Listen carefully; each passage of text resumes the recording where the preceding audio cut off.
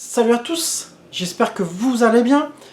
Alors vous l'avez certainement compris par rapport au titre, purement matos, purement collection. On se retrouve aujourd'hui pour une vidéo un petit peu inhabituelle.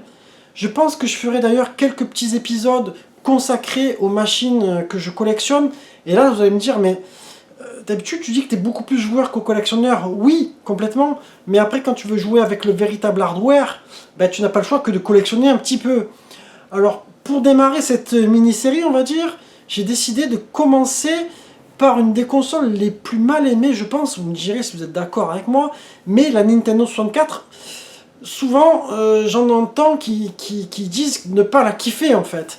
Et donc on va se retrouver aujourd'hui pour tout ce que je possède un petit peu sur cette machine-là, et on enchaîne juste après le générique.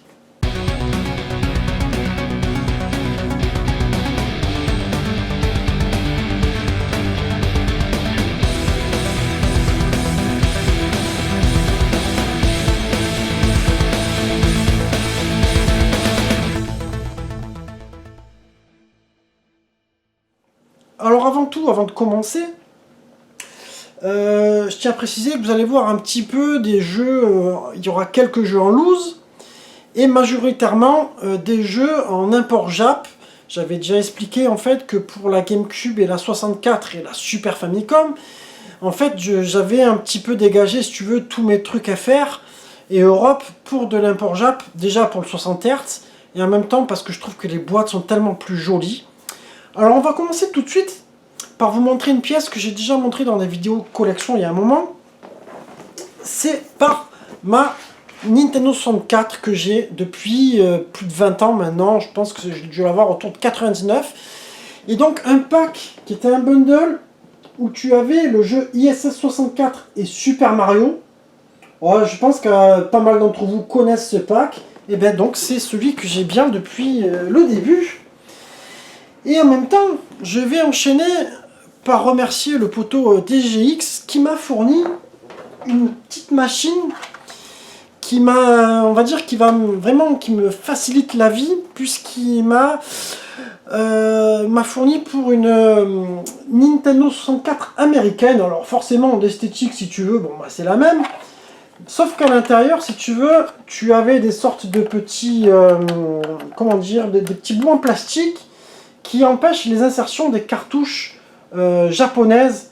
Alors ça, je reviendrai de toute façon dans la vidéo, puisque en fait la console était zonée à ce niveau-là. Mais en fait, qu'est-ce que ça me permet? C'est que si vous voulez, pour faire passer tous ces jeux en import Jap sur ma console européenne, en fait, j'utilisais ce qui s'appelle un adaptateur 64 N64 Passport, qui marche en fait avec des codes que tu rentres en fait. Alors il y en avait d'origine, mais malheureusement il y a des jeux que j'ai eu dernièrement et j'arrivais pas du tout à les faire passer. Alors par contre, j'insiste en disant que c'est quand même un très bon adaptateur, il fait passer un maximum de choses. Après je pense que je suis pas assez doué aussi pour retrouver les codes, parce qu'en fait tu vas, si tu veux, quand tu le lances, tu restes appuyé sur Start avec ta manette et tu vas avoir un menu où tu peux entrer des nouveaux codes pour les jeux que tu veux faire passer. Alors j'explique brièvement comment ça fonctionne déjà au niveau du truc. Alors c'est comme les adaptateurs qu'on a eu un petit peu sur Super Nintendo, c'est-à-dire que derrière tu mets ta cartouche européenne et dessus tu mets ta cartouche étrangère. Tu vois, donc c'est vraiment le truc basique. Alors je t'avoue qu'il m'a rendu service pendant pas mal d'années, mais là je me suis dit franchement autant avoir une console japonaise ou américaine, ça pourrait être vraiment plus cool.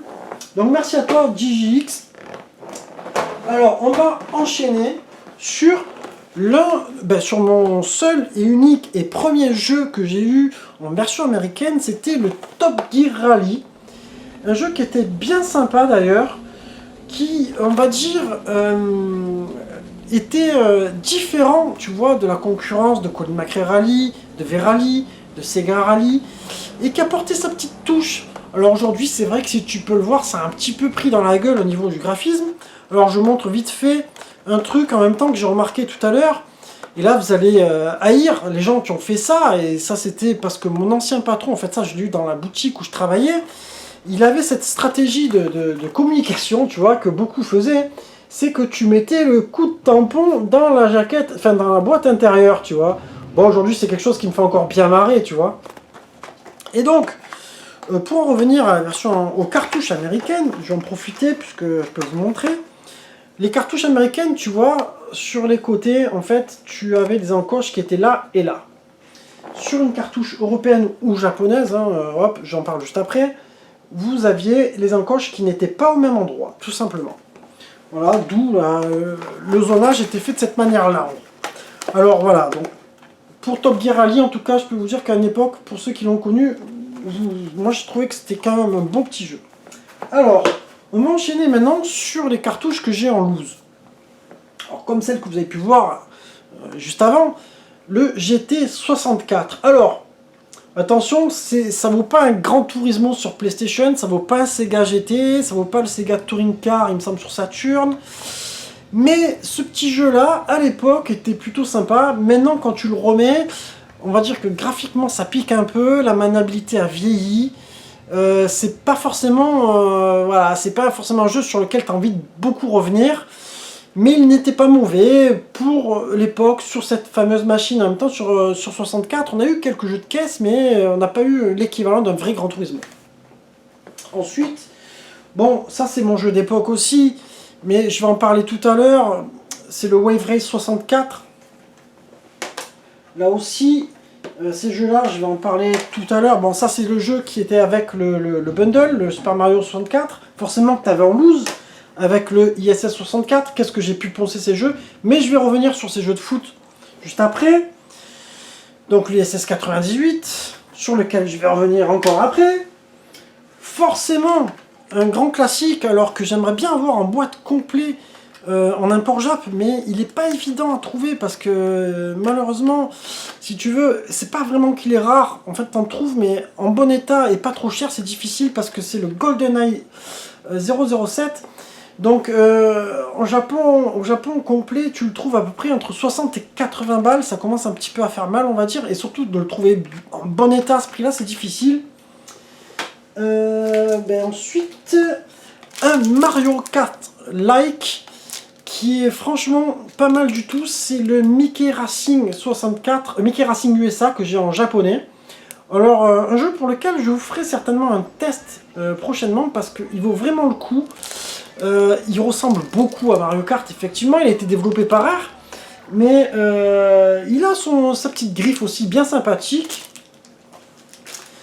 Ensuite, un jeu qui est sorti aussi sur Dreamcast, c'est le Star Wars Racer. Alors aujourd'hui, quand tu le remets dans la machine, ça a quand même vieilli.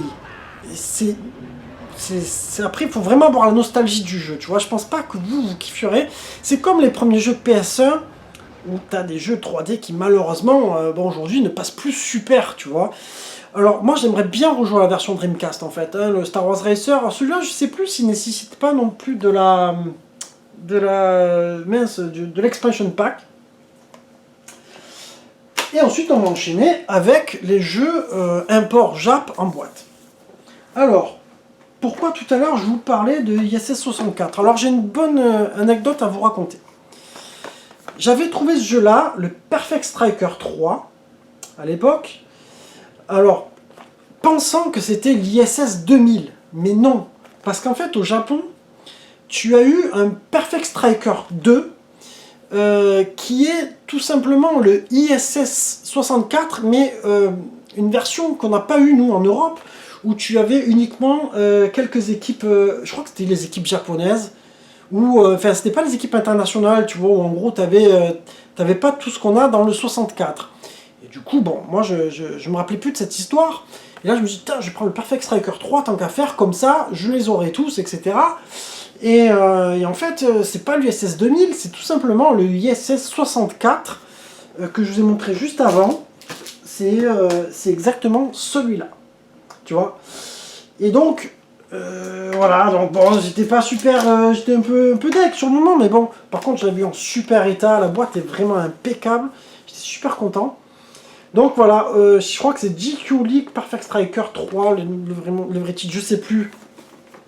Alors, ensuite, pour le ISS Pro 98, à l'époque, moi je l'avais pris en japonais, donc c'était le World Cup 98, World Cup France 98, je crois que c'est pareil, c'est GQ League ou GQ World Soccer, je sais plus, World Cup, je me rappelle plus le titre japonais, bon, Voilà, ça c'était ma version d'époque. Alors qui malheureusement avait un sale autocollant de merde là qui était collé. Et bon, ben, à l'époque j'avais pas l'essence F. Je vais essayer de le rattraper. Donc ce jeu là, je peux te dire que c'est l'un des meilleurs jeux de foot qui était sorti à ce moment-là sur la 64, mais franchement il valait largement aussi les versions PlayStation 1. Tellement qu'avec le pote, je me rappelle qu'on avait rentré tous les joueurs sur la memory card, on avait rentré tous les joueurs avec l'écriture française, tu vois, et on avait passé du temps, hein, mais vraiment un jeu qui valait la peine sur cette machine. Alors comme je disais, une console mal aimée, mais qui a quand même un petit catalogue de jeux qui sont pas mal du tout, quoi. Alors ensuite, on va continuer sur un jeu que j'ai pas beaucoup rejoué, il faudrait que je m'y remette, parce que je l'ai trouvé il y a pas longtemps au Japon, et dans un super état, c'est le Yoshi Story. It's all in the head movement. In the body. Wait there! The process. Guide with your arm. Not bad. But you gotta work on your follow-through. Ready for a tongue lashing? Yoshi's loose with juicier levels, tastier moves, and dripping with attitude. Yoshi's Story, for the first time on N64. I think you got in the hang of... Et donc j'étais vraiment très content de l'avoir. Alors celui-ci c'est différent du Super Mario 64, c'est-à-dire que c'est un jeu qui va rester plutôt dans un délire plateforme, un peu comme la 2D quoi, tout en ayant des décors un petit peu 3D. Mais un jeu plutôt sympathique, vous me direz vous ce que vous en pensez. Ensuite, un jeu que j'ai d'époque aussi, qui m'avait un petit peu fané parce que on venait de la version Super Nintendo et que sur lesquelles j'avais super tripé. Et là, malheureusement, du passage du 2D à la 3D, moi, j'ai pas retrouvé le même délire. Ça reste quand même un bon jeu. C'est le Bomberman 64. Alors, celui-ci, voilà, tu as un mode un joueur qui est sympathique aussi. Alors, les caméras, je me rappelle qu'à un moment donné, elles te font un peu chier. Par contre, quand tu vas jouer en 4 en mode multijoueur, alors je vous montre quelques images, je vais essayer de vous intégrer un petit peu d'images de toute façon dans la vidéo. Par contre, dans le mode multiplayer, c'était difficile de s'affronter, de se tuer, etc. C'était pas aussi simple que dans les autres, tu vois, où vraiment je trouvais que la 2D pour ce jeu était bien meilleure. Ensuite, je pense, un des jeux qui a fait partie des meilleurs jeux de snow, le 1080 Snowboarding.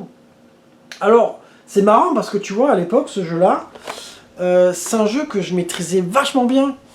Et quand j'ai voulu y rejouer, alors tu prends pas forcément, comment dire, j'avais pris une claque graphique à l'époque, et aujourd'hui je trouve que c'est un jeu qui a bien vieilli, justement, qui reste quand même joli, malgré tout. Et par contre, niveau maniabilité, il faut s'y replonger, c'est pas simple. Cool Border, c'était beaucoup plus facile à manier. Hein. Mais franchement, ça reste un très très bon titre de la 64. Alors ça c'est des jeux en plus que tu peux trouver même au Japon en version Europe pour 10 balles, hein, c'est un truc de dingue. Donc il y a toujours des jeux qui valent le coup. Hein. Ensuite, on va continuer par ces jeux-là. Alors des jeux qu'on m'avait filé, c'est un pote qui avait ça dans son truc, dans son placard en fait. C'est pas des jeux qui valent grand chose. Il m'a dit tiens je te les file, moi j'en fais rien. C'était les... alors je sais plus comment ils s'appellent. Parce que là c'est pareil, c'est GQ League Baseball, alors tu vois il y a les deux, hein, je sais plus les titres, t'en as un que c'est Konami, l'autre c'est Imagineer. Alors, c'est pas mal, après ça vaut pas un Baseball Star hein, de la Neo Geo, mais clairement ce jeu là, tu sens les préquels du baseball qu'il y avait eu sur sur la Wii là, sur comment s'appelait le truc de sport là sur la Wii, enfin vous m'avez compris quoi. Et bon, ça peut être pas mal, mais c'est pas forcément hyper simple à jouer non plus. Ensuite, forcément, un des grands classiques que mon pote Fred m'avait ramené du Japon il y a... J'avais fait une vidéo là-dessus, certainement il y a 3 ou 4 ans, putain, le temps passe. C'était le Mario Kart 64, tu vois, il l'avait trouvé chez Trader. Bon, ça, j'ai plus à vous le présenter. Pour moi, c'est l'un des meilleurs Mario Kart. Après j'ai des goûts un peu space, mais moi le Mario Kart que je kiffe le plus c'est celui-là et celui de la Wii. Franchement c'est mes deux préférés, avec celui de la Super Nintendo, mais sur Super Nintendo voilà, pour moi il est hors concours, il est encore différent. Ensuite, tiens on va parler de ça maintenant. tout à l'heure, je vous ai dit, on reviendra sur ce jeu, c'était le Wave Race. Alors, le truc de dingue, c'est que nous, on a eu une version européenne qui marchait sans le vibreur, etc. Et puis bon, moi je voulais le retrouver en boîte Jap, je tombe sur la boîte, donc la version Jap complète en boîte, etc. Super content et tout ça. D'ailleurs 60 Hz les gars sur ce jeu, ça change tout, c'est un truc de malade. Et puis, quelques temps plus tard, je tombe sur cette version là, je me dis putain mais c'est quoi ce délire?